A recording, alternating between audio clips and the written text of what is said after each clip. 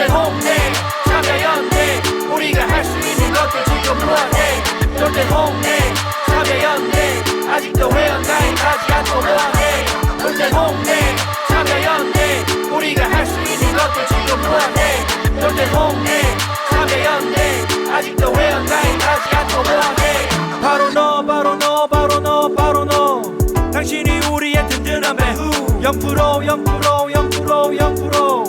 우리가 받는 정부 지원 0% 시위꾼 아냐 시민의 파수꾼 유엔이 인정하는 시민단체 파트너 행동하는 시민과 함께하는 권력 감시기구 참여연대 돌대 홍대 참여연대 우리가 할 수 있는 것들 지금 뭐하네 돌대 홍대 참여연대 아직도 회원 가입하지 않고 뭐하네 돌대 홍대 참여연대 우리가 할 수 있는 것들 지금 뭐하네 돌대 홍대 참여연대 아직도 회원 가입하지 않고 뭐하네.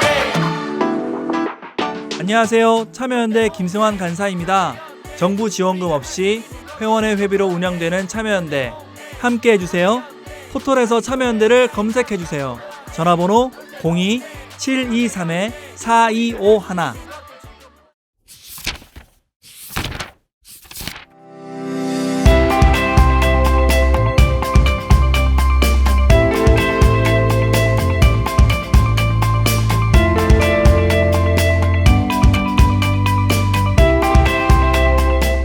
머리는 시원하게 뚫어주고 가슴은 따뜻하게 데워주는 책 이야기 팟캐스트 책 사이다. 안녕하세요. 참여연대에서 만드는 팟캐스트 책 사이다입니다. 저는 진행을 맡은 바갈라든입니다. 오늘도 김느낌님과 황주부님 나와주셨습니다. 안녕하세요. 네, 안녕하세요. 안녕하세요. 네, 2020년 첫 녹음이자 이게 첫 방송이겠죠? 네네. 그렇죠. 뭐 매해 이 새해가 되면 서로 묻는 게 있죠. 네. 뭐예요? 뭐 올해 목표는 세우셨는지 계획은 있으신지 뭐 다들 별로 안 세우실 것 같긴 한데 안 어떠세요? 세운 지 오래돼가지고 인생이 계획대로 되는 게 아니라는 걸 너무 일찍 알아버려서 그냥 내 앞에 어떤 일이 닥칠지는 모르겠지만 거기에 대한 태도만 정하는 것 같아요. 목표라기보다 그냥 올해는 어떤 방식으로 어떤 태도로 임하겠다 그 정도. 네. 그럼 올해는 어떤 태도예요? 제가 4가지 정도를 메모를 해놨어요. 저희 무슨 파티 때. 근데 한 가지는 제가 약간 과해지는 그런 경향이 있어요. 뭐 어떤 그러니까 분야에서? 예를 들어서 약간 뭐라 그래야 되죠? 에너지를 과하게 쓴다는 느낌보다 표현을 하다 보면 왜 자기를 되게 과대 포장해서 이렇게 얘기하게 되는 나의 감정의 치수가 100이면 뭐 나도 모르게 120인 것처럼 막 얘기하게 되는 그런 순간이 있잖아요. 제가 그런 순간이 아주 많지는 않은데 좀 있더라고요. 그래서 올해는 그런 순간이 다가오면 워를 잘해야 되겠다. 뭐 이런 평정심을 좀 더 유지해 보겠다. 네, 그런 날을 조금 해야 되겠다. 그리고 또 하나는 제가 이제 준비와 실행 사이에 약간의 갈등이 있어요. 그러니까 준비를 너무 열심히 해야 된다라고 생각하고 실행에 가면 그렇게 되면 막상 어떤 면 약간 위축감을 느끼잖아요. 근데 이제 올해는 그런 부분에서 조금은 좀 자유로워져야 되겠다. 그래서 박진영이 얘기하는 것처럼 연습은 죽어라고. 무대에 올라가서는 모든 걸 잊고 이런 태도를 진짜 익혀보고 싶다 그 정도입니다. 굉장히 와닿는 얘기들이네요. 평정심이라. 저는 오히려 요즘 별로 새롭고 신기하고 재미난 일이 없는 것 같은 느낌을 많이 받는데. 저도 그런데. 김느낌님은 뭐 올해 계획? 올해 있었던 재밌는 현상은 작년 말과 올해 이제 넘어갈 때 저는 원래 이게 보신각에서 종치고 이런 이해를 못하는 사람 중에 한 명이거든요. 그러니까 저의 12월 31일은 그냥 1년 중에 어떤 한 날인 경우가 많았어요. 대부분. 근데 또 와이프는 평생을 그렇게 살아오지 않은 사람이라 우연히 이제 12월 31일에 애가 일찍 자서 저희 부부가 한 10시 정도에 이제 프리타임이 생긴 거죠. 그래가지고 멀뚱하니 있다가 와이프가 올해를 근데 이렇게 보내도 되나? 뭐 약간 이런 얘기를 하길래 보신각 타종하는 걸 같이 봤어요. 네, 같이 봤는데 팽수가 나오지 않았나요? 네, 팽수가 네. 나와서 이제 설명해줬죠 제가. 네, 팽수가 일진이지 않냐. 그래요? 그러니까 팽수가 이게 보진각 타종은 유명 인사들이 다 모이는데 그들이 한꺼번에 종을 칠 수가 없기 때문에 아, 그래서 일진, 이진, 삼진, 아. 사진 이런 식으로 나눠서 쳐요. 아하. 근데 이제 거기서 급수가 나뉘거든요. 왜냐하면 이제 박원순 시장은 항상 일진. 일진에 6명이 치면 그 중에 맨 앞에 제일 잘 보이는 자리. 팽수가 바로 그 맞은편에 잡았거든요. 이 팽수의 위상을 확인할 수 있는. 의전 서열 같은 거군요. 네, 그렇죠. 왜냐하면 제가 이제 설명해줬거든요. 네. 봐라, 유현진은 이진이다. 그러니까 유현진이 이진인데 팽수가 일진인 정도의 세상에 우리는 살고 있는 거다. 2020년이 이렇게 다가왔다. 뭐 이제 이런 얘기들을 나누면서 기분이 조금 묘했어요. 네, 기분이 왠지는 알 수 없지만 뭔가 제가 좀 이제 애도 생기고 원래 결혼도 제 인생 계획엔 없었던 건데 애도 생기고 이게 나의 많은 것들이 변해가는구나 뭐 약간 이런 생각을 하면서 올해도 이제 열심히 저희 딸이 얼마 전에 이제 딸기철이 왔잖아요. 네. 애가 3살인데 30살처럼 딸기를 먹어요. 어떻게 먹는 거예요? 30살 많이 먹는다고. 그래가지고 뭐 이해하셨죠? 되게 외로운 30살처럼 딸기를 많이 먹어서 이 돈을 많이 벌어야겠다. 그렇죠. 딸기가 아직은 꽤 비싸더라고요. 저도 새해 첫 주말에 집에 들어가는데 너무 딸기가 당기는 거예요. 그래서 동네 슈퍼에 갔더니 딸기가 한 뭐 40알 되려나? 40알이면 많은 거잖아요. 한 상자에 이렇게 있는데 정말 하나하나 따로 자리가 잡혀 있더라고요. 10,000원 훌쩍 넘더라고요. 잠깐 고민하다가 올해 잘 살려면 이 정도는 써도 되지 않은가 이런 생각하면서 먹었는데 그날 하루 좀 기뻤네요. 네. 저는 새해 원래도 목표 같은 걸 따로 세우지 않는데 근데 올해는 너무 일상적으로 지나가니까 뭔가 좀 맺고 끊는 게 필요하지 않나 오히려 이런 생각도 하게 되더라고요. 뭔가 또 한번 정리가 되고 또 새롭게 시작하고 이런 느낌이 있어야 되는데 그냥 어제가 오늘 같고 오늘이 내일 같고 이러니까 네. 이래도 되나 그런 생각이 문득 드는 올해이긴 했습니다.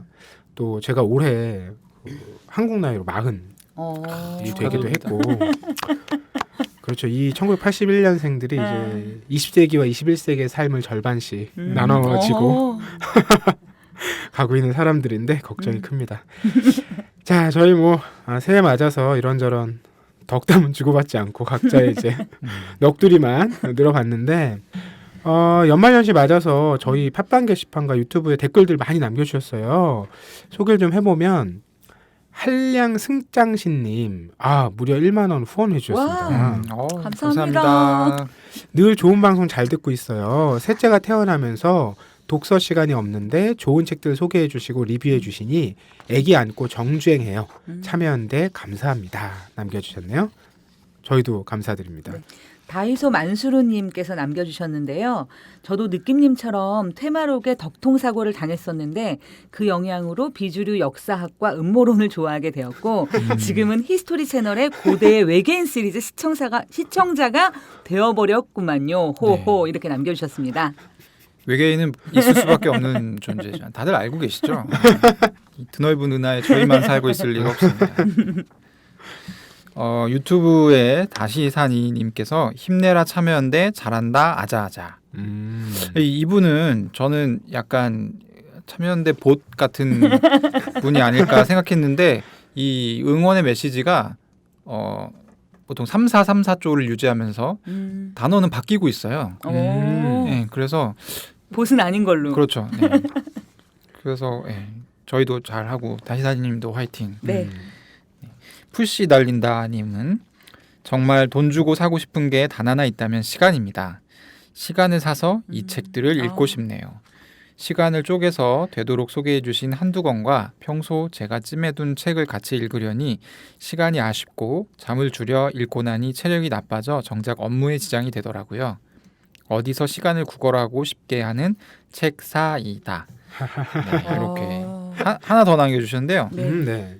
저는 어릴 때 이게 아마 백과사전 저희 얘기했었던 그 어릴 때 집에 유일하게 있던 가정 백과사전이 책과 노는 계기였네요.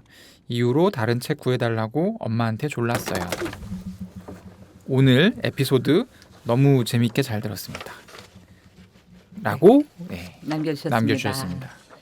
너무 이 가정백과사전 에피소드에 놀라서 네, 바갈라디님이 잠깐 핸드폰을 떨어뜨리는 네. 이 가정대백과 저도 어릴 때 집에 7권짜리 세트 그래요? 네. 네, 녹색 커버가 있고 앞쪽에 빨간색으로 숫자 넘버링이 되어 있었는데 나름 당시 2도 인쇄였습니다. 그리고 뭐 이런 거죠. 뭐 아이가 여기가 아플 때, 뭐 냄비가 타버렸을 때, 뭐 이럴 때 활용할 수 있는 것들이 다 들어있던. 그렇군요. 저도 심심찮게 열어봤던 기억이 납니다. 저는 동아대백과 막 이런 거 있잖아요.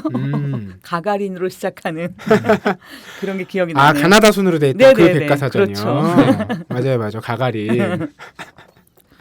꼭 그거를 한 번에 브리테니커를 사면 좋을 것을.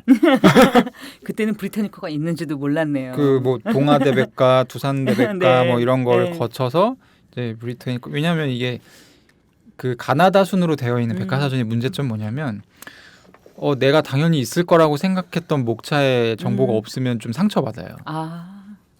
저 같은 경우는 테마록 같은 거 보면서 이제 뭐 이런 거 저런 거 찾아봤을 때 백과사전에 그런 내용이 많이 없어서 뭐지? 약간 이런 생각했던. 네, 저희 뭐 연말연시 맞아서 책 사이다에 남겨주신 여러분들 사연 한번 살펴봤고요. 저희 이제 산책 판책 코너로 본격적인 이야기 시작해 보겠습니다.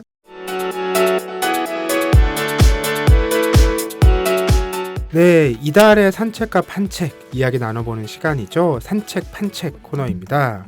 오늘은 김느낌님 순서죠. 네. 네, 새해 맞아서 어떤 책 산책으로 가져오셨나요? 제가 오늘 소개드릴 산책은 나쁜 교육이라는 책입니다. 조너선 하이트라고 해서 바른 마음이라는 베스트셀러로 잘 알려져 있는 저자인데요. 조너선 하이트와 그레그 루키아노프라는 저자가 쓴 책입니다. 이 바른 마음이 꽤 화제가 됐었고 그래서 네. 조너선 하이트가 방한도 했었잖아요. 그렇죠. 이게 그 다음 책이라서 많은 독자들의 기대를 모았는데 네네. 교육인데 나빠요. 실제로 교육이 뭔가 잘못되고 있다는 그렇죠. 얘기인가요? 교육이 잘못되고 있다. 특히 이제 여기서 꼬집고 있는 거는 현재 이제 미국 대학의 교육이 잘못되어 있다라는 부분을 지적하면서 특히 이제 세 가지 큰 명제를 제시를 해요. 세 가지 부분에서 잘못되어 있다. 첫째로는 이제 미국 사회에 요 세 가지가 이제 마치 진실처럼 좀 퍼져나가고 있대요. 제가 읽어볼게요. 첫 번째, 죽지 않을 만큼 고된 일은 우리를 더 약해지게 한다. 그러니까 고된 일은 안 좋다는 거예요. 두 번째, 늘 너의 느낌을 믿어라. 세 번째는 삶은 선한 사람들과 악한 사람들 사이의 투쟁이다. 네, 요 세 가지 명제가 이제 미국 대학을 지배하기 시작했대요. 그래서 이제 학생들이 이런 식으로 사고를 하기 시작하고 그런 것들이 많은 행동으로 나타나고 있는데 조너선 하이트는 이런 거는 정말 아닌 것 같다.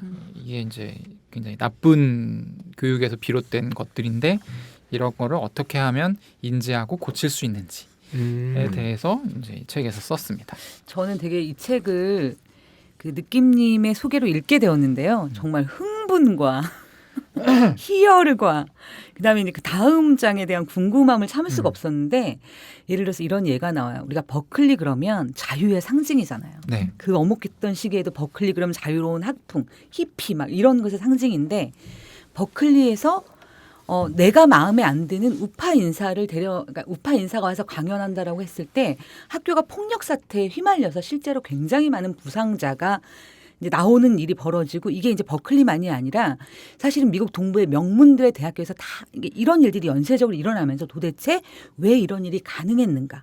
그리고 그 가능하게 했던 사람들의 생각은 무엇이고 그에 반대했던 사람들의 생각은 무엇인가?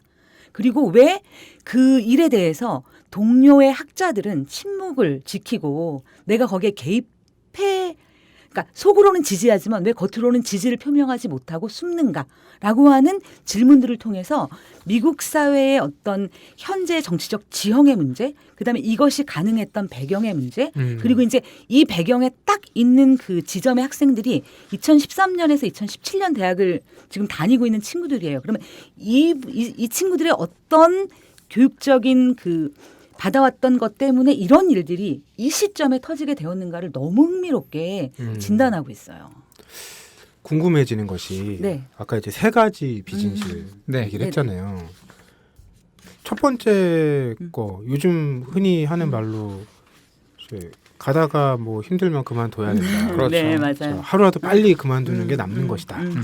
이런 정서가 있잖아요. 그렇죠. 그거가 배치되는 얘기잖아요. 지금. 네. 그렇죠. 두 번째도 네 느낌을 믿어라.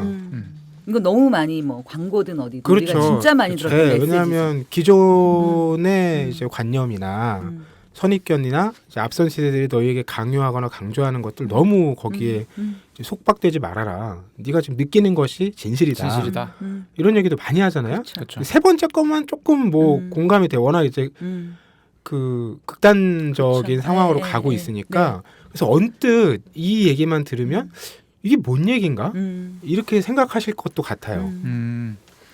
그러니까 이 어떤 내용이냐면 보통 이제 우리가 인문학이나 문학 작품을 보면 보통 이제 죽지 않을 만큼 힘든 일은 너 자신을 더 강하게 성장한다. 그쵸. 이렇게 말하는 게 대부분이잖아요.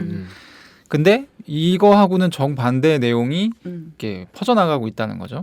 그러면 이 앞에 얘기했던 명제가 진실이라면 사람들이 이제 더 강해질 텐데 이런 거와 반대되는 명제를 사람들이 더 많이 믿기 시작한다면 거꾸로 사람들이 약해지는 결과를 낳을 거잖아요.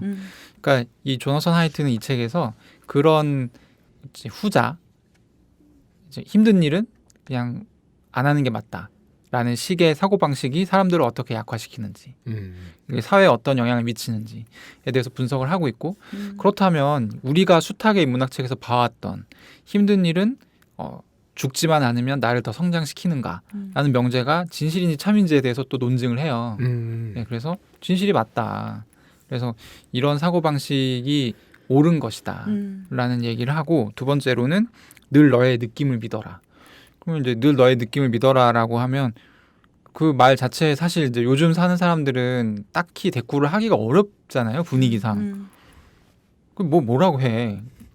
개인주의가 이렇게 그렇죠. 확산되어 있는 사회. 내가 별로라고 싫다는데. 근데 너의 배치라는데. 너의 느낌 믿어라에서 이 너의 느낌이라는 것이 항상 정확하지 않다는 거예요. 항상 정확하지 않고 그렇기 때문에 타인에게 피해를 주거나 아니면 예상했던 것과 다른 결과를 가져올 수 있다라는 부분에 대해서 전혀 경고가 되어 있지 않다는 거죠.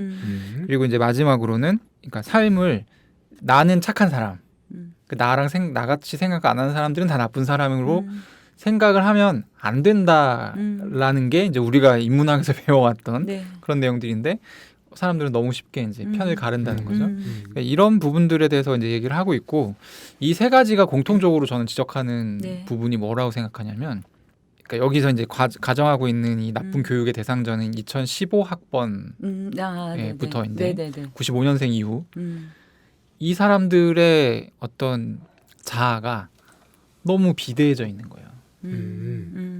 그래서 이게 세 가지의 이 공통점이 굉장히 자기중심적인 사고방식이라는 거거든요.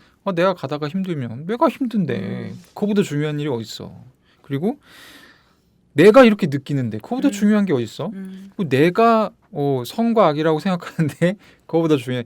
그러니까 이런 경향성 자체가 굉장히 심해졌다라는 거에 저는 100% 동감하고 사실 이제 이 책을 산책으로 이제 소개를 하면서 오늘은 예전에는 한 번도 이런 생각 가진 적이 없었는데 내가 이 책에 대해서 평하는 게 적절치 않겠다. 왜냐하면 그냥 제 생각이랑 똑같아요. 책이. 조너선 하이트 씨세요? 그래서 물론 이제 이분이 여러 가지 이게 어려운 찾기 힘든 자료나 정리나 뭐 이런 것들을 잘 이렇게 해가지고 근데 이제 저도 이제 평소에 이런 부분 굉장히 문제고 이게 어렴풋하게 한국에도 사실 이런 경향이 있다고 저는 생각하거든요. 네. 느끼고 있던 것들에 대해서 되게 정확하게 지적하고, 그러니까 이 책이 지금 사실 이제 지난해 12월 달에 나왔어요. 지난 12월 달에 나와서 저도 이제 12월 달에 사놓고 사실 이제 1월 달에 읽었는데, 이게 이제 이때쯤 나온 거는 어떻게 보면 우리 사회는 좀 행운이다. 이거 보고 얘기를 해볼 수 있는 기회를 가지기만 하면 되니까. 그래서 이제 저는 굉장히 좋았고, 그리고 사실 이제 이 책은 근데 제 생각에는 제가 방금 설명한 것처럼 네. 되게 좀 호불호가 심하게 갈릴 수 있는 책이에요. 근데 다행히 황주부님께서는 네. 극호. 극호죠. 저는 사실 이 책의 메시지 중에 제일 좋았던 부분이 뭐냐면요. 이것의 원인으로 그럼 뭐냐? 왜 자아가 비대해졌냐? 그렇잖아요. 원인으로 딱 하나 가장 중요한 지적을 하고 있는 게 너무너무 지극정성으로 안전에 모든 것을 쏟아부으며 키웠기 때문이라는 거예요. 부모가? 네. 부모와 사회가 그래서 그걸 법령화하고 여기에 벗어나는 건 모두 다 학대 행위야. 아이 혼자 있는 것은 용납할 수 없는 일이야. 그리고 유치원에 딱 들어가는 순간 학부모 오리엔테이션에서 우리는 땅콩과 관련된 어떤 것도 이 유치원 안에 공간에 허락할 수 없습니다라는 어떤 그런 명시적인 예가 나와요. 실제로 그 예 때문에 어떻게 됐냐면 아이들이 땅콩 단백질에 대한 그 면역 체계 전체가 실제로 그래서 땅콩 알러지가 늘어났다는 거예요. 우리 사회 어떤 제도나 이런 경향이라고 하는 게 실제 우리는 굉장히 선한 의도로 그것을 만들었지만 실제 우리가 상상할 수 있는 가장 나쁜 결과를 가져올 수도 있고 바로 그러한 양육 태도가 이런 지금 현실을 낳았다고 이 저자가 주장하고 있어요.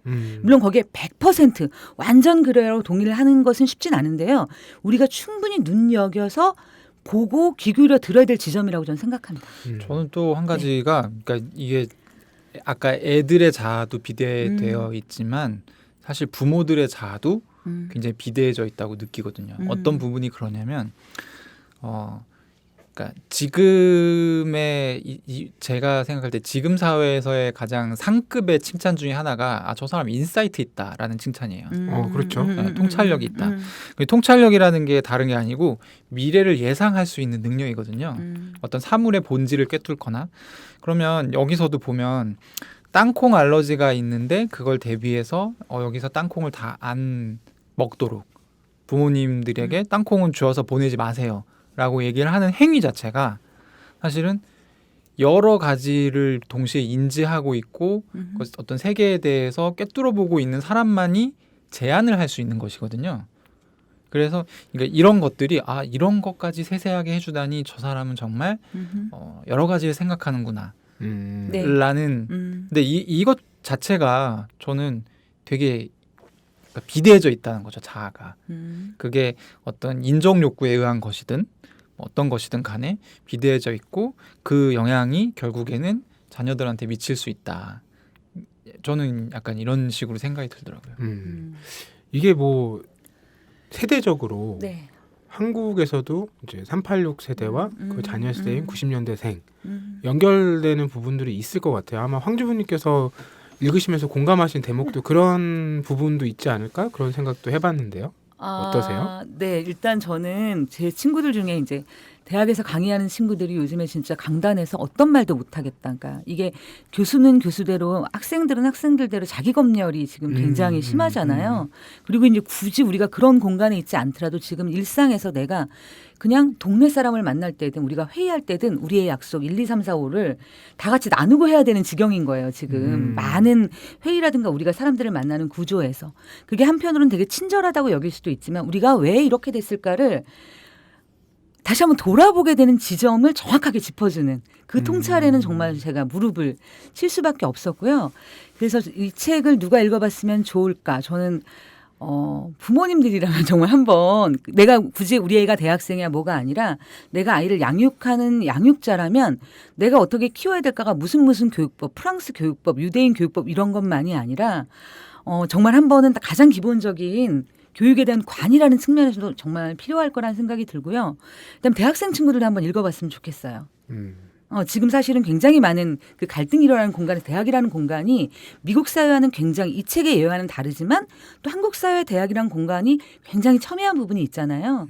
그래서 이제 그런 부분들이 좀 도움이 되지 않을까 싶습니다. 저는 좀 약간 트위터 사용자들이 좀 읽어봤으면 좋겠다는 생각이. 저 트위터 사용자시죠. 네. 근데 이제 바갈라딘님 같은 경우는 좀 거기서 예외인데, 그러니까 트위터를 사용하는 사람들이 이게 140자의 이제 제한 속에서 말을 해온 지가 거의 10년이 넘었잖아요. 그러다가 이제 최근에 400자로 400자로 네. 그런 넘어갔지만 어쨌든 기본적으로 말빨이 굉장히 좋은 사람들이에요. 그렇다 보니까 그걸 즐기는 면도 있죠. 네. 트위터 사용자들이. 그러니까 별걸 아닌 걸 말을 만드는 걸 잘해요. 되게 있어 보이게 예. 근데 그런 이제 거군요. 사실 여기서 얘기하는 것들이, 그러니까 내가 기분이 나쁘지만 생각을 좀 해보면 그냥 뭐 용인하는 차원에서 넘어갈 수 있는 문제들을 가지고 저것은 나에 대한 공격이다. 그리고 이제 말을 만드는 거지. 거기서 말을 만들어서 이제 트위터에서 일어나는 말싸움들을 보면 저는 주로 이제 글을 쓰지는 않고 많이 모니터링을 하는 편인데 네. 거기서도 보면 자아가 많이들 비대해 있는 상태죠. 자아 비대. 뭐 네, SNS의 속성이 그걸 피할 수는 없을 것 같고, 트위터가 이제 말씀처럼 굉장히 짧은 단위의 글로 소통을 하다 보니까 그 글 안에 어쨌든 나를 세울 수밖에 없어요. 다른 매체, 그러니까 예를 들면 인스타그램이나 페이스북보다 훨씬 격하게 이제 논의가 진행되는 이유가 그 정말 빈틈 없이 쓰게 되거든요. 그 논쟁이 벌어지면. 근데 사실 페북은 안 그래요.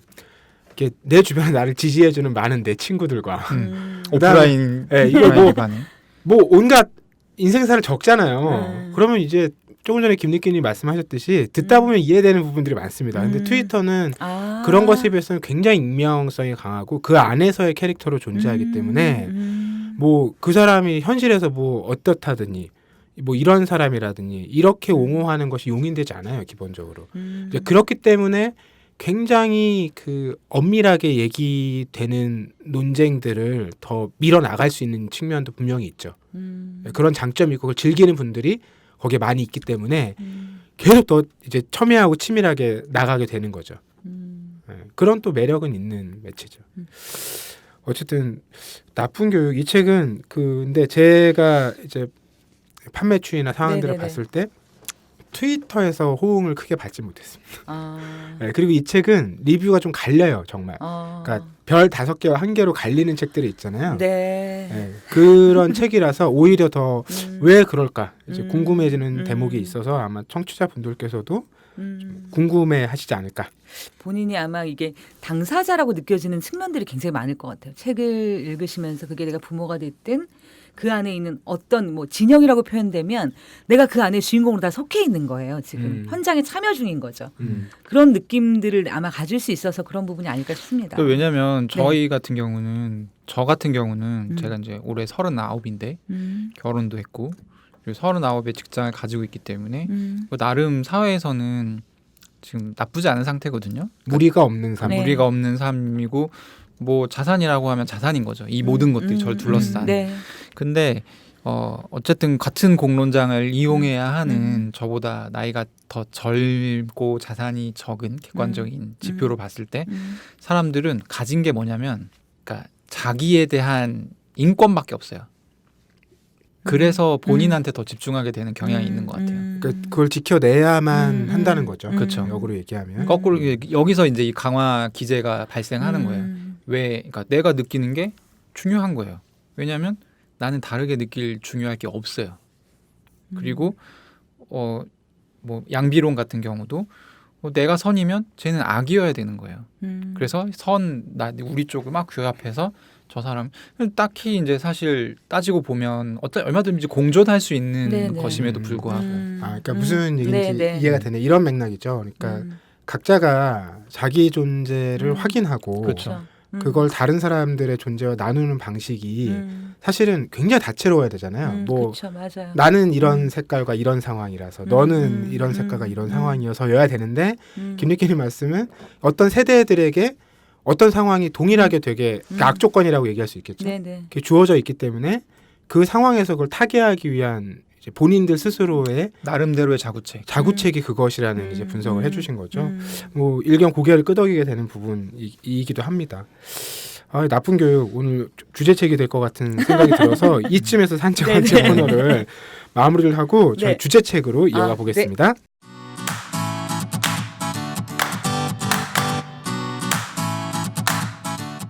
참여연대가 제작하는 책 이야기 팟캐스트 책사이다와 국내 유일의 아시아 전문 팟캐스트 아시아팟 매주 목요일에 번갈아 찾아갑니다. 정부 지원금 없이 회원의 회비로 운영되는 참여연대입니다. 청취자 여러분, 참여연대 회원이 되어주세요. 포털 사이트에서 참여연대를 검색하시거나 참여연대로 전화 주시면 됩니다. 전화번호 02-723-4251입니다.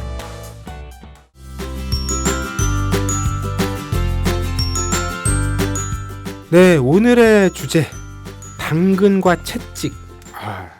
당연히 당근이 좋고 채찍은 별론데 부제가 있습니다. 행동경제학 특집입니다. 이 뭐 많은 분들이 요즘에는 행동경제학, 행동심리학 굉장히 익숙하실 거예요. 네. 그러니까 숱한 자기계발서, 또 심리서, 뭐 행동이나 이런 것들에 관련된 책들, 뭐 마케팅 책, 맞아요. 워낙 많이 사용되고 네. 있기 때문에 익숙한 얘기인데 뭐 저희도 뭐 행동경제학 연구자나 전문가는 아니기 때문에 이 행동경제학에 대한 이제 한 권의 책들을 얘기를 하면서 도대체 이게 왜 인기인가? 네. 왜 사람들이 매력을 느끼는 것인가? 그리고 이게 어떤 이제 우리 사회에서 의미나 또 맥락이나 어떤 문제를 해결해 나갈 좀 도구로서 가치가 있을까? 이런 얘기들을 나눠보려고 합니다. 오늘 가져오신 책들의 저자들이 막 다 노벨 경제학상 타고 이런 분들이에요.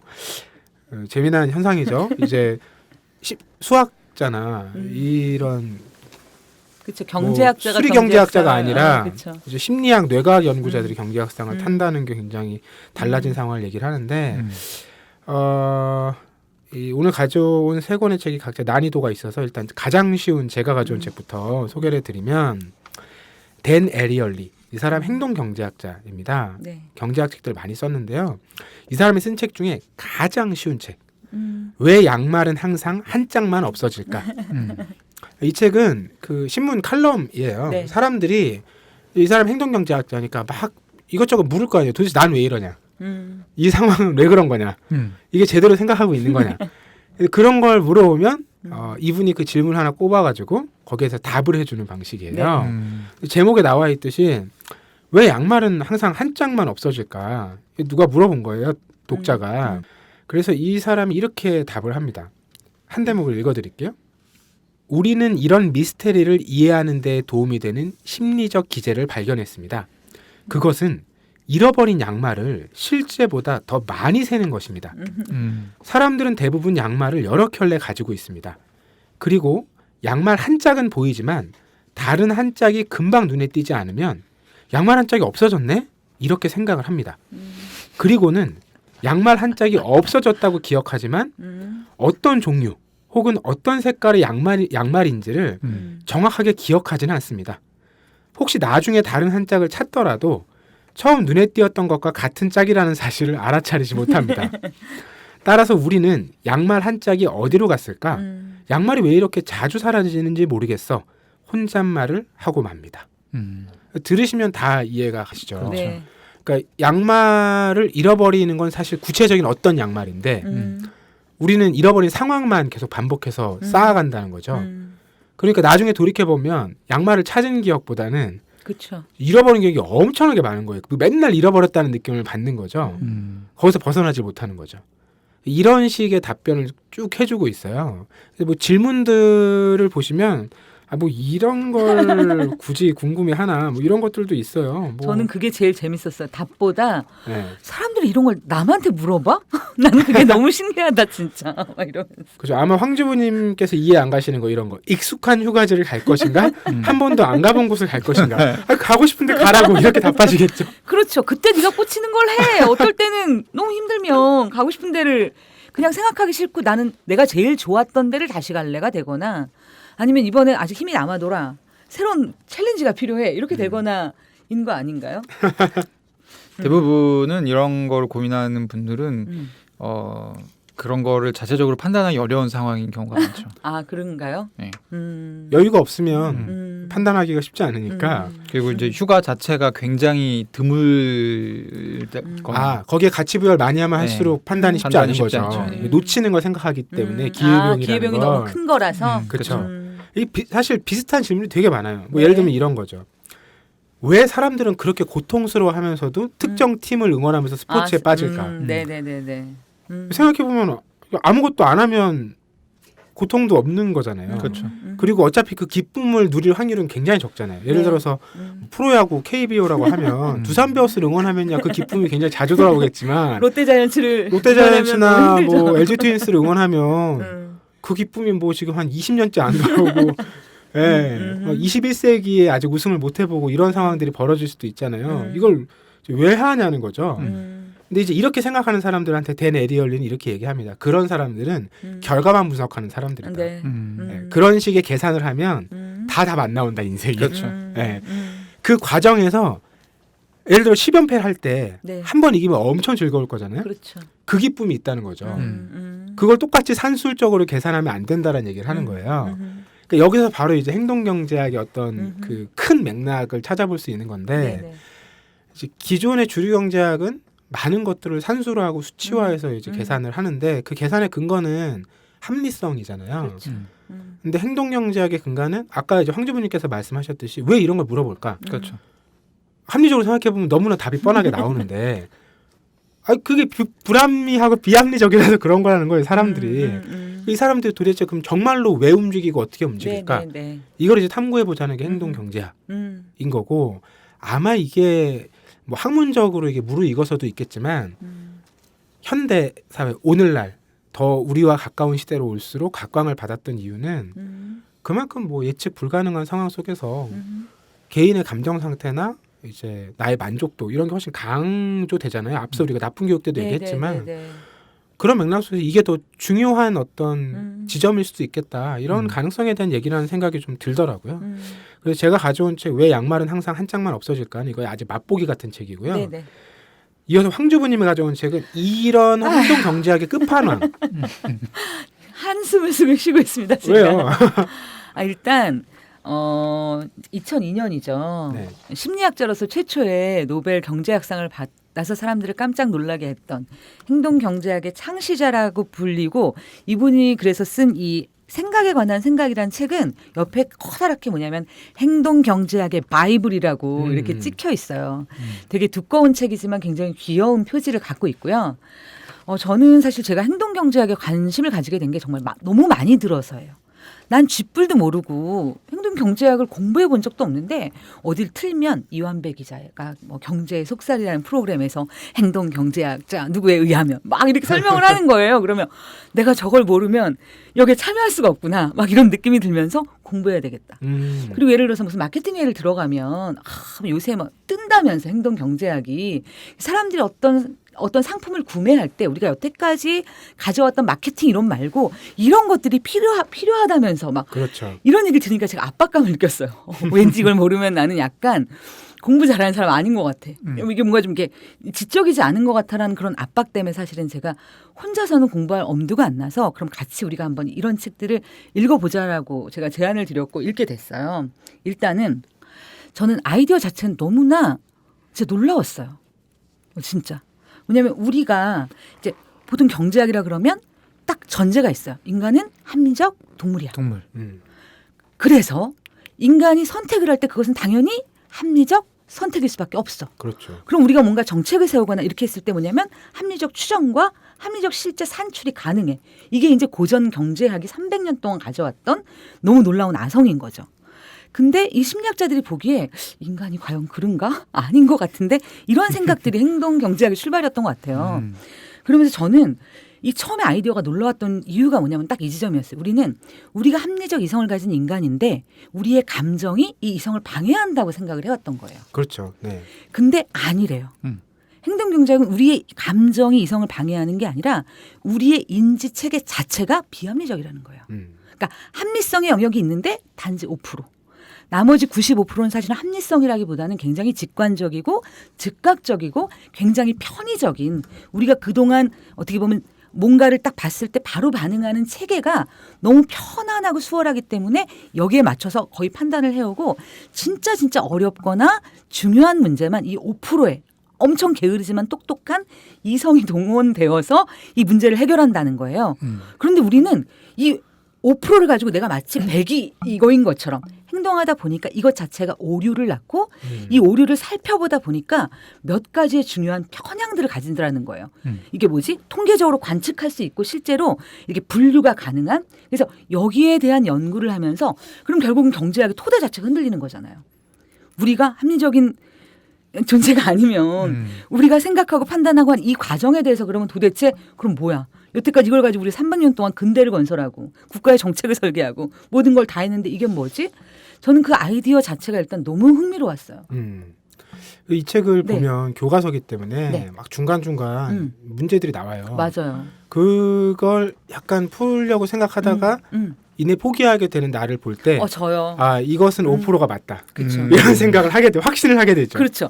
이게 시스템 1이라고 하는 게 아까 말한 그 95%의 즉각적인 그러니까 원제가 thinking 생각하는 것은 fast and slow예요.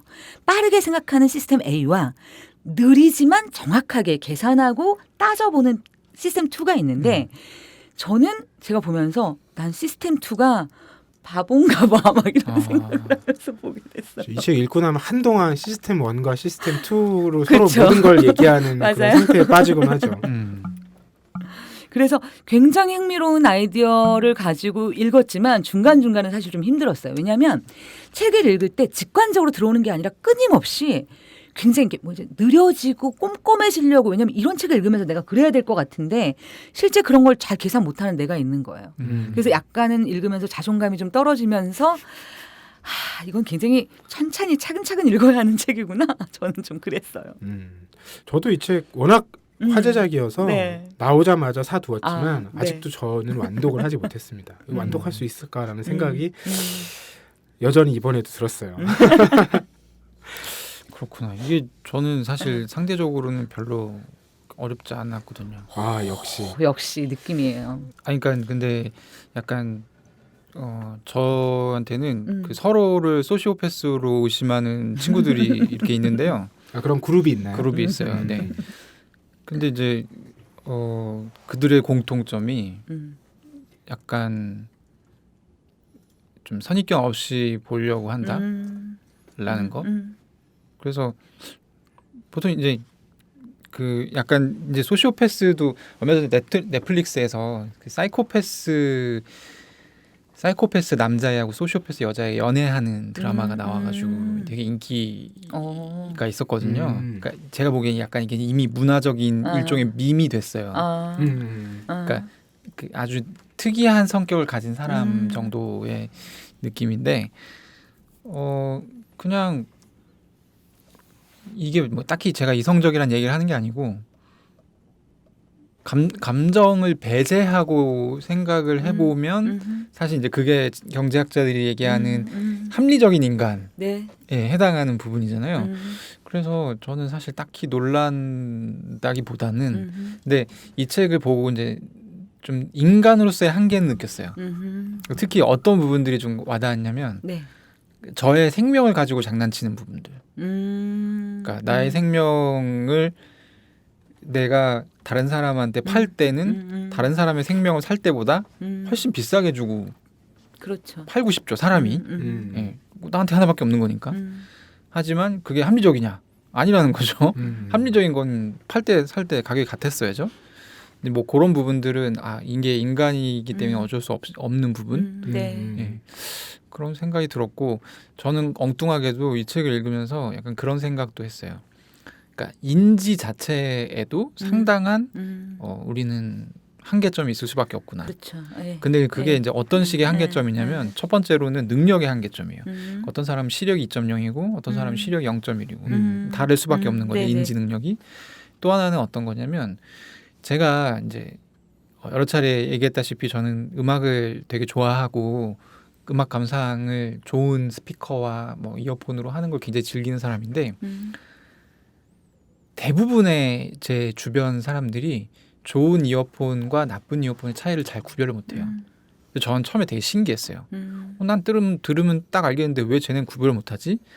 고민을 하고 제가 찾아낸 답은 뭐였냐면 좋은 이어폰과 나쁜 이어폰의 차이가 얼마만큼 그 원래 녹음 환경에 있었던 음을 재현할 수 있느냐거든요. 네. 예, 그걸 이제 하이파이라고 하는데 그걸 하려면 그러니까 여러 가지 주파수에 대해서 잘 표현할 수 있어야 돼요. 음향 기기가. 그러니까 가령 이제 어떤 부분이 문제냐면 저 같은 경우는 우연찮게 저는 이제 연주하고 뭐 이런 걸 하면서 여러 가지 악기를 사실 네. 이제 써보기도 하고 소리를 직접 들어본 거예요. 그러니까 이 악기의 소리가 무슨 악기인지 모르면 이 악기 소리를 들을 수가 없어요.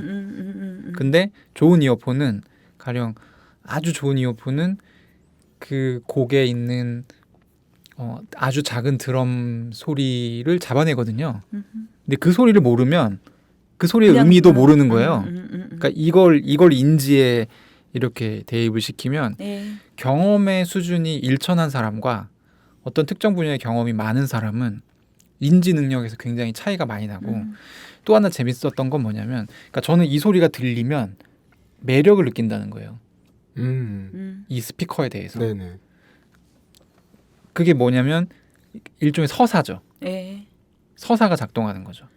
아는 사람한테는. 근데 모르는 사람은 서사가 작동하지 않기 때문에 그만큼 흥미가 떨어질 수밖에 없고. 그러니까 이것도 사실 어떤 이런 이 경제학이 담아낼 수 있는 되게 내밀한 지점이 아닌가 하는 생각을 했어요. 그런 김느끼님 말씀 들으면서 네네네네.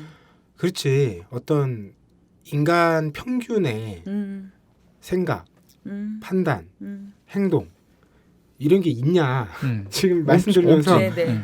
근데 그걸 이제 설정하고 우리는 많은 것들을 사실 그렇죠. 얘기하잖아요. 네. 이제 그 틀에 대한 문제 제기라는 측면이 또 딱 들어오는데 저희가 오늘 행동경제학에 대해서는 뭐 얘기를 나눠볼 게 많은 이슈일 것 같아서 일단 김느낌 책까지도 네네. 얘기를 나눠보고 네. 이야기를 이어가 보도록 하겠습니다. 김느낌님께서 가져오신 책의 저자도 노벨상 수상자 아닌가요? 네, 그렇죠. 네. 노벨상을 많이 탔죠. 리처드 탈러라는 분의 똑똑한 사람들의 멍청한 선택.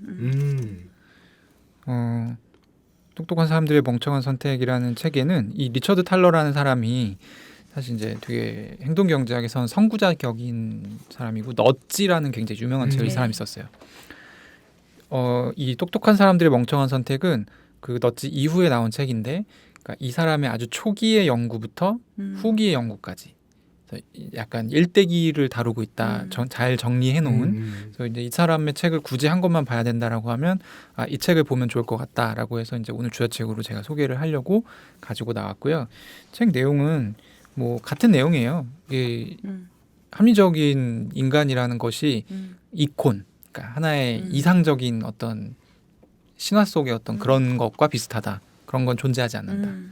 그래서 이제 전통 경제학자들이 뭐 이런 가정을 하고 가정을 세우고 그 위에서 여러 가지 이제 얘기들을 하는데 그런 것들이 얼마나 정확하지 않은 것들인지에 대한 반박을 하는 부분도 있고 그리고 이제 이 사람이 처음에 이제 저는 이제 요즘에 이제 아직도 사실 이제 이게 화제가 되고 있을지 전 예상하지 못했지만 여전히 조국 사태가 이제 여러 가지 이제 핫 이슈 중에 하나잖아요.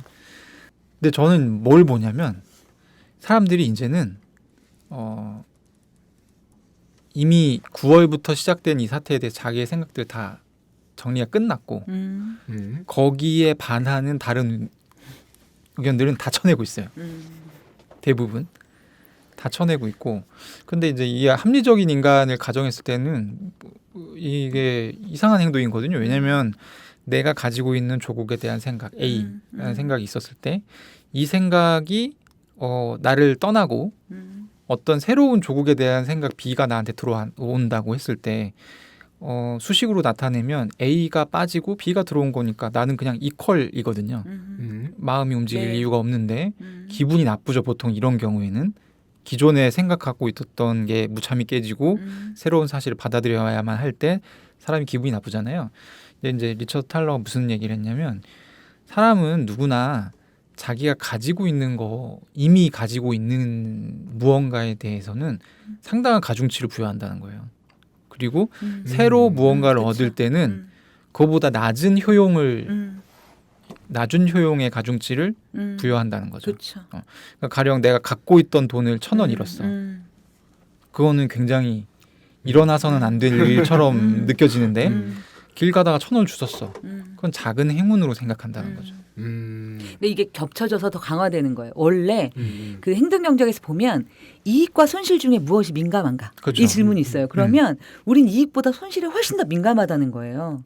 이익은 실현되지 않을 수 있는 거지만 손실은 바로 내 살을 떼지는 거인 거죠. 그렇죠, 그렇죠. 근데 거기다가 이제 이게 플러스가 되니까 완전 가중돼서 이 가치가 이 고통이 상상 초월이 되는 거죠. 근데 너무 이해가 갔어요. 그런 부분은 진짜. 그러니까 행동경제학 책들이 되게 위안이 되는 게 네. 내 스스로 난 왜 이러지라고 했던 것들이 다 그런 인간들의 속성이다 이런 걸 이제 전달해주기 때문이기도 하죠. 맞아요. 네. 그래서 행동경제학이 크게 뭐 저도 이제 행동경제학을 그냥 이런 일반 대중서로 접한 사람이지만 크게 두 가지 정도의 층위가 있는 것 같아요. 하나는 그 대전제를 계속 설득해가는 과정.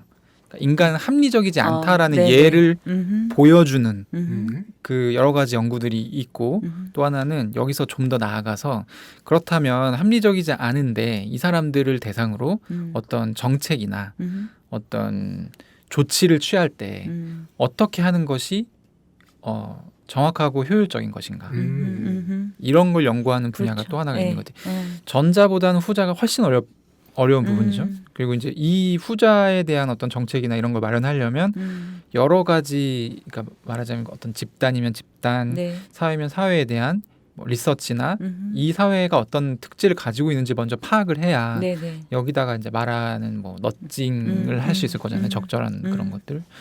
그래서 그런 부분까지 생각해 본다고 하면 상당히 흥미로운 분야인 것 같아요. 네네네. 그러니까 김느낌 조금 전에 지적해주신 네네. 두 번째 부분이 핵심이라는 생각이 들어요. 네. 네. 그러니까 이제 행동경제학의 많은 사례나 어떤 팁, 네. 방법론 이런 것들이 대체로 우리 실생활에서 쓰이는 경우는 목표가 굉장히 뚜렷해요. 그렇죠. 대체로 물건을 사게 만드는 거죠. 그렇죠. 그러니까 아니면 변기의 조준을 잘하게 만들거나 네, 뭐 이런 식의 구체적인 워낙 얻고자 하는 이익이 에헤. 방향이 다채롭진 않아요. 굉장히 선명하고 즉자적이에요. 네. 근데 조금 전에 말씀하신 이제 정책이나 사회 전체의 변화를 전제로 하면 네. 일단 어느 쪽이 정의 우리 사회가 합의한 정의냐에서부터 네. 얘기가 시작돼야 되잖아요. 그렇죠. 이게 쉽지 않은 문제 같아요. 그렇죠. 그러니까 이게 네. 그러니까 말하자면 행동경제학이라는 분야의 굉장히 어떻게 보면 취약점 이게 한없이 확장될 수 있는 사실은 이렇게 따지면 네. 제가 이제 얼른 떠오르는 예는 뭐가 있냐면 예전에 제가 이제 어떤 행정학과 교수님, 이 행정학과 교수님을 생각하다가 제가 지금 행정경제학을 했는데 행정학과 교수님이랑 인터뷰를 할 기회가 있었어요. 네. 근데 이 교수님이 인터뷰했던 주제가 그때 SNS 시대의 행정의 어떤 SNS 활용, 접목 활용 이런 거에 대한 거였는데 네. 우리는 사실 어떤 정부에서 내놓는 정책이 뭐 어떤 상황이나 이런 걸 해결하기 위한 것이라고 생각하기 쉽잖아요. 근데 행정학에서는 그렇게 가르치지 않는데요. 그래요? 네. 행정학에서 생각하는 정책의 첫 번째 목표는 사람들이 화나 있는 걸 가라앉히는 거예요. 이해가 되네요. 끄덕끄덕. 네. 그리고 이거에 대해서 가장 되게 효율적인 증명된 방법 중에 하나가 그냥 많은 사람들의 얘기를 들어주는 거예요. 책임 있는 사람이. 실제로 그 이명박 대통령이 이명박 서울시장일 경우에 그 당시에 네. 그 청계천 이슈, 이주 이슈가 있었잖아요. 그래서 이제 장사에 삶의 터전을 이룬 사람들이 막 했는데 결국 어떻게 해결됐냐면 이명박 서울시장이 나서서 계속 그 사람들의 얘기를 들어주는 걸로 해결됐대요. 그래서 이게 끌어오를만 하면 끌어오르지 않게 바람 한번 푹 불어주고 끌어오를만 하면 바람 한번 훅 불어주고 이게 정책의 주요 역할이라는 거예요. 네. 근데 저는 되게 허탈하잖아요. 정책이라는 거는 실제 문제를 해결해야지 이게 이런 땜빵식으로 하는 게 과연 해법이 되나? 라는 생각도 한편 들면서도 고개를 끄덕일 수밖에 없는 것이 어차피 그런 정책의 어떤 그 해결 가능성이라는 것 자체가 100%가 아닌 거고 그렇죠. 이렇게 사람들이 불만이 없는 상태를 계속 유지하면서 뭔가 이런 거를 더 어떤 정책을 정교화시키고 더 좀 발전시키고 이런 것이 사실은 실제 우리 생활을 살아가는 우리들로서는 취할 수 있는 최고의 선택일 수 있겠구나라는 생각이 사실 들었거든요. 이 경우에도 사실 이게 어떻게 보면 행동 경제학이랑 저는 붙는 지점이 있을 거라고 생각하거든요. 그러니까 어느 시점에 어떤 사람들을 어떻게 이제 얘기를 듣고 그리고 이제 예산 배분 자체를 어떻게 할 것인가, 미래에 대한 예산을 정책을 해법을 찾는 그 예산을 뭐 6이라고 하면 지금 사람들의 이런 걸 다스리는 걸 4라고 한다던가 이런 식의 이제 배분이 가능하기 때문에 근데 이제 이런 부분들까지 행동경제학의 영역으로 편입이 되게 되면 이게 이제 개량이 되고 어느 정도 사람들이 보기에 재현성이 있다고 판단이 되면 저는 편입이 가능할 것 같거든요. 그런 부분들까지도 아우를 수 있는 부분이기 때문에 상당히 넓은 분야가 아닌가 생각이 들었어요. 오히려 지금까지 우리가 교양서로서 많이 접해왔던 네. 부분들은 이제 행동경제학의 어떤 표피 혹은 맛 재미 그런 것이었다면 네. 구체적인 문제 해결 상황에 들어가면 네. 결국에는 여전히 아주 강력한 담론을 장악하고 있는 것은 그렇죠. 고전 경제학이잖아요. 그렇죠. 그걸로 네. 대다수의 얘기를 여전히 설명하고 있고요. 그렇죠. 이제 그런 부분들을 어떤 방식으로 풀어내고 이제 행동경제학의 영역에서 이제 이야기할 수 있을까? 네, 저는 그리고 이거 보면서 어떤 생각이 들었냐면 경제학 그러면 딱 이슈가 경제 말고는 아무것도 얘기를 하면 안 된다라는 생각이 들잖아요. 네네. 근데 행동 경제학은 그 경계가 없어요. 그러니까 실제로 우리가 현실에서 부딪히는 제일 골치 아픈 뭐 문제들이 많잖아요. 교육 이슈 많은 문제들이 있는데 이 이슈들을 이 아이디어를 가지고 한번 풀어보면 어떤 생각이 들까? 결국은 우리 인간이 그러니까 인지적 한계 때문에 사실 오류 편향을 가지는 거잖아요. 그리고 이 오류 편향이 일정하게 나타나잖아요. 여기서는 80%의 사람이 대략 이렇게 얘기해. 근데 이제 우리가 합리적으로 계산하면 이런 사람이 존재하지 않기 때문에 우리가 쉽게 그냥 정책을 이게 되니까 이걸로 가자가 아니라 실제 사람들의 반응을 계산하고 그 안에 그것이 가지는 예를 들어서 의미가 있잖아요. 왜 사람들이 그런 욕망에 합리적이지 않지만 이 욕망에 무릎을 꿇는가 거의 대부분의 사람들이 그렇다면 이제 그런 부분을 조금 더 들여다볼 수 있는 디테일함 이 안에서 굉장히 되게 파워풀하게 나올 수 있겠다는 생각이 들었어요. 네.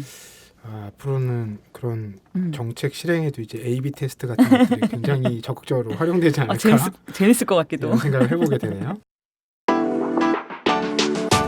놀때 홍대 참여연대 우리가 할 수 있는 것들 지금 뭐해 놀때 홍대 참여연대 아직도 회원가입 하지 않고 뭐해 놀때 홍대 참여연대 우리가 할 수 있는 것들 지금 뭐해 놀때 홍대 참여연대 아직도 회원가입 하지 않고 뭐해 바로 너 바로 너 바로 너 바로 너 당신이 우리의 든든한 배후 0% 우리가 받는 정부 지원 0% 시위꾼 아냐 시민의 파수꾼 유엔이 인정하는 시민단체 파트너 행동하는 시민과 함께하는 권력 감시기구 참여연대 놀땐 홍대 참여연대 우리가 할 수 있는 것들 지금 뭐하네 놀땐 홍대 참여연대 아직도 회원가입하지 않고 뭐하네 놀땐 홍대 참여연대 우리가 할 수 있는 것들 지금 뭐하네 놀땐 홍대 참여연대